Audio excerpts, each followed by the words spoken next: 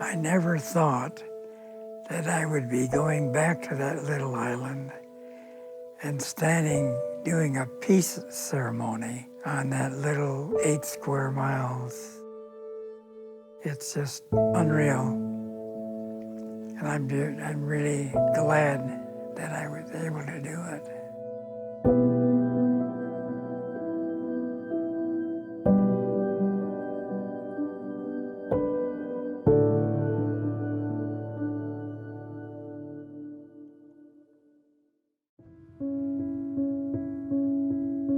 I was born in Waterloo, Iowa. When the war first started, I was out shooting squirrels or rabbits, whatever, with my rifle slung on my back. I rode home that night and found out that they had bombed Pearl Harbor. And of course, that was devastating news. We all knew there was a war pending. There was just no question about it. I think if there was any feeling, it would be, I'm glad I can serve, and if I'm asked to serve, I will. I volunteered to go into the Marine Corps because I knew where the Marines are going to the Pacific. I was in the 26th Regiment of the 5th Marine Division. Well, coming from Iowa and having never seen the ocean before,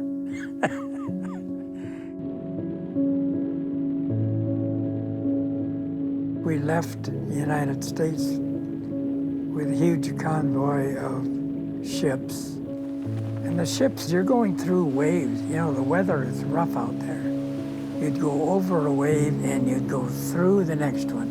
And the whole ship would just be sprayed with water.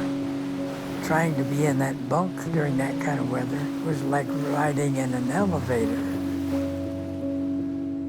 We're going through all kinds of training and maneuvers and getting ready to join up with the convoys that are going to be heading out and going to Iwo Jima.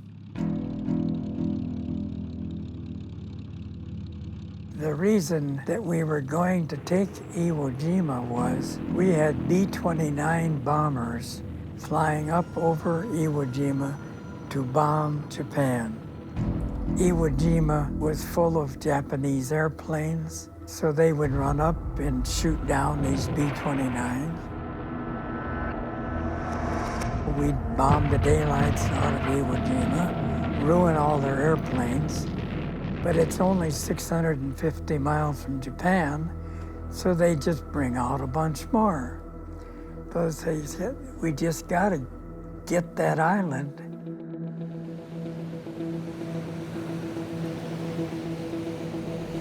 There's 360 small craft that each hold 18 men.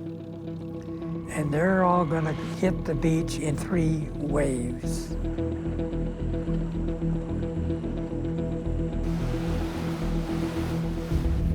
They're gonna secure the beach so the rest of us can land. By nightfall, we had 30,000 Marines ashore.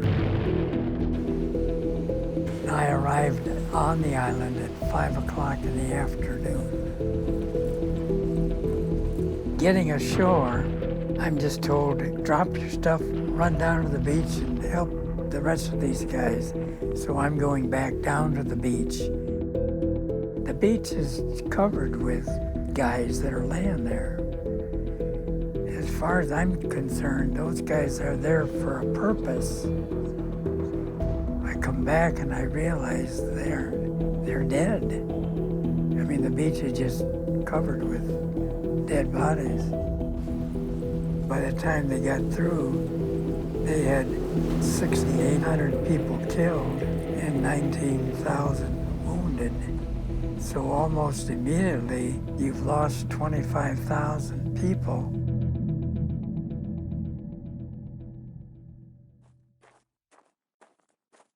My first assignment is, Dave, you're going down to the far beach with this machine gun crew because the tide's gonna go out and we're gonna have 100 yards of open sand that the Japanese could come around our flank. I go down there and sit with these guys. And in the morning, the Japanese, they're starting to lay down patterns of mortar fire. They're plopping down, boom, boom, boom, boom, boom. And finally we said, you know, if we're dumb enough to stay here, we're gonna be killed.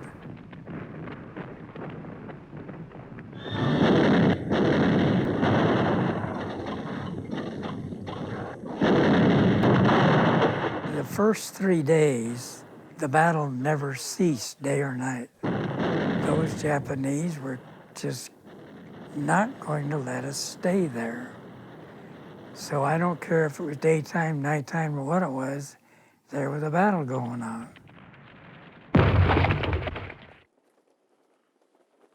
I remember seeing the flag being raised on Mount Suribachi. I was down the island a couple miles.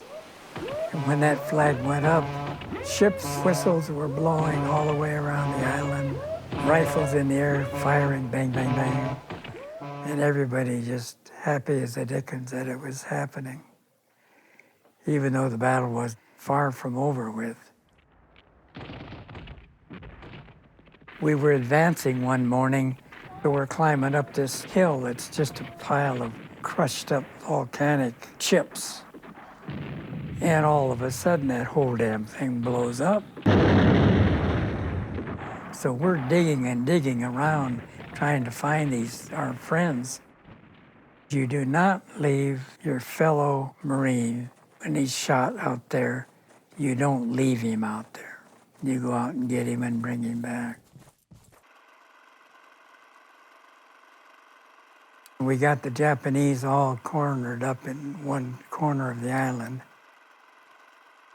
In a sense, you sort of felt sorry for them. None of those guys were in a war because they wanted to be any more than we were in a war because we wanted to be. You could talk to them and they'd say, you know, it was the dumbest thing ever that our country ever thought they could win. I was one of the first Marines to leave the Battle of Iwo Jima. As the battle wound down, we have to set up now ship-to-shore communications. So they said, okay, Dave, why don't you be the radio on the ship?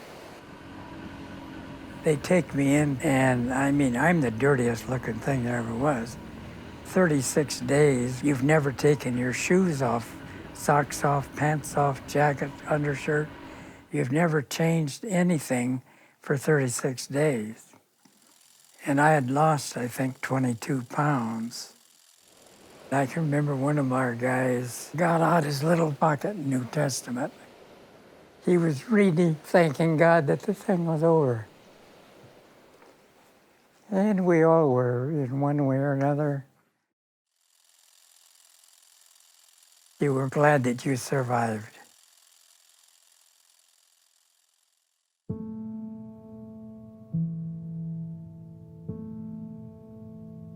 You came home from the war, and the first thing you did was get a job, and then you got married, and then you had children. And you never talked about the war for about 20 years. It never came up. There wasn't any reason to talk about it. I'm glad that I'm still able to and desire to keep talking about it. There are a lot of people that don't want to talk about it, but don't really have that much to talk about. I happen to have something that's happened that was worth talking about. It was interesting, one time I talked to a class of probably 7th or 8th graders. I don't know these kids. I'm talking to the teacher the next day, and she said one of her students came back to tell her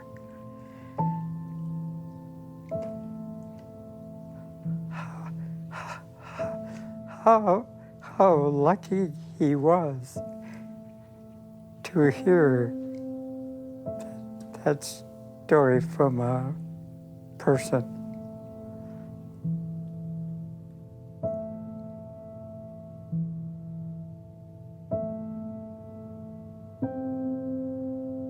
I acquired this flag on Iwo Jima and kept it for, many, many, many years.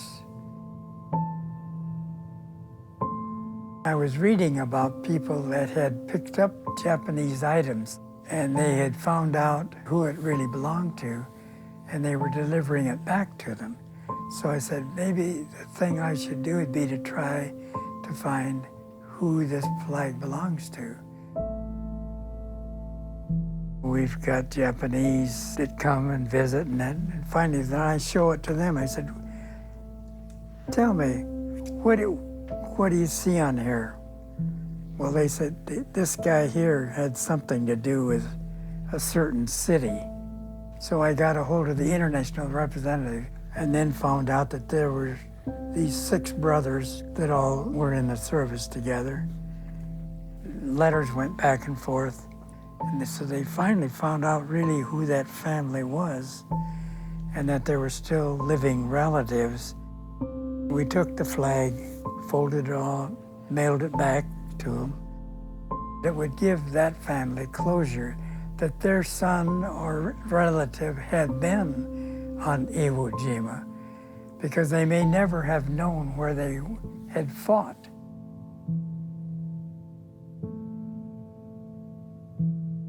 I was called and asked if I would like to go back to Iwo Jima. It's really so different because the island is overgrown with scrubby little trees. There's one loop of road around, and it is just a speck, What's happening now, every year, middle of March, the Japanese, 250 people come, 250 Americans, people from all over the world come to commemorate the deaths and the struggle of 2 countries that are now friends for a long time. This is really the only place in the world where 2 enemies meet once a year to commemorate the battle and the losses on both sides.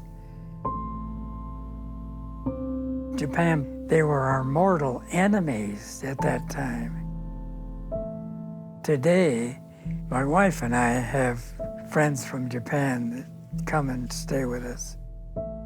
We just consider them an extended family.